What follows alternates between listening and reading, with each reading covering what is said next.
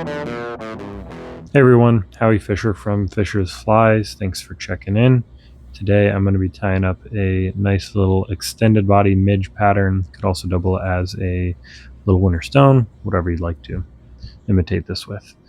For the thread today, I'm using Nano Silk 30 denier or 18-aught in purple, and I'm tying this on an Ahrex Freshwater 527 in size 22. This is a big gape dry fly hook.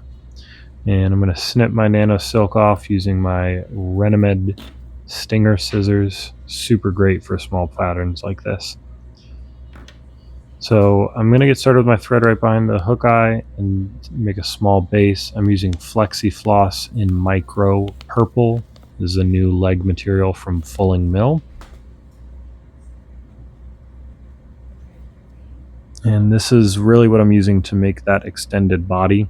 So I'm going to go ahead and secure a piece of this into the hook. And it doesn't have to be wrapped in perfectly, but you want to make sure that it is secure. Next, I'm going to start spinning this in one direction, and I'm going to grab it and I'm going to double it over. And by spinning this before doubling it over, you're going to make this want to spin and collapse on itself to make that extended body. The hardest part of this fly is getting this to lay flat on top of the hook shank like so. It's going to take a few times to get that to sit right on top probably. So just be aware of that, but once you get it sitting right, it'll look just like this.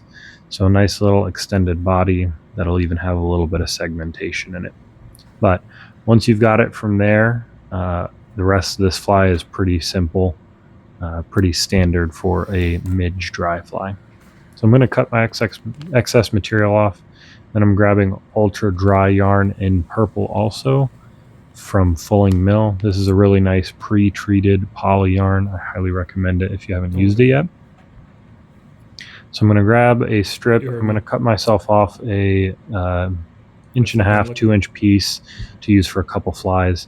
I'm going to separate that piece in half, and then I'm going to separate it in half again. So essentially I'm separating this into quarters.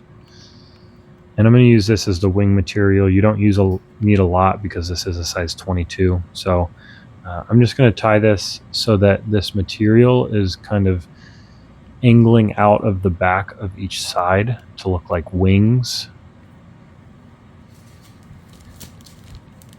And then I'm grabbing my dry fly hackle here, which is genetic dry fly capes from Nature's Spirit. This is actually a whiting product, but packaged for Nature's Spirit.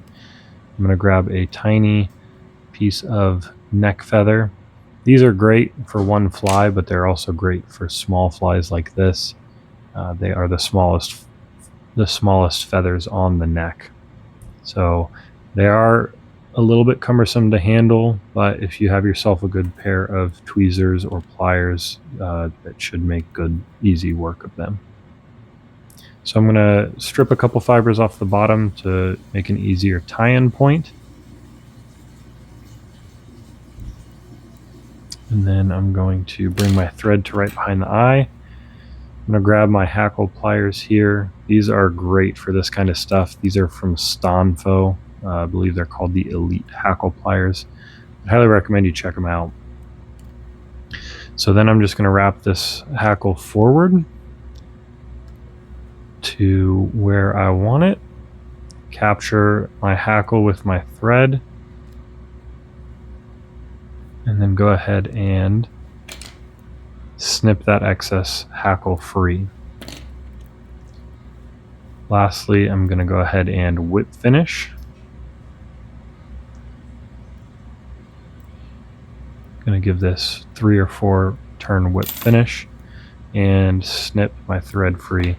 Again, these Stinger scissors from Resin are incredible for this kind of stuff. Great for working with Nano Silk.